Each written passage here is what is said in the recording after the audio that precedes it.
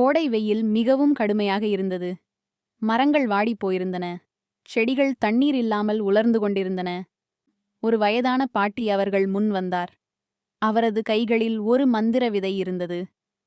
இந்த விதையை நல்ல மனதுடன் வளர்த்தால் இது பலரின் வாழ்க்கையை மாற்றும் என்று கூறிவிட்டு அந்த பாட்டி மெதுவாக மறைந்துவிட்டார். யாசித் மற்றும் அஸ்லின் அந்த விதையை அன்போடு நட்டார்கள். ஒவ்வொரு நாளும் தண்ணீர் ஊற்றி அதை பாதுகாத்தார்கள். அவர்களின் அன்பு அதிகரிக்க அதிகரிக்க அந்தச் செடி மெல்ல ஒளிரத் தொடங்கியது. ஒரு இரவு அந்த சிறிய விதை ஒரு பிரம்மாண்ட மரமாக வளர்ந்தது. அதன் கிளைகள் தங்க ஒளியில் பிரகாசித்தன. வானத்தில் கருமேகங்கள் திரண்டன. சில நொடிகளில் மழை பெய்யத் தொடங்கியது. முழு கிராமமும் மகிழ்ச்சியில் குதித்தது.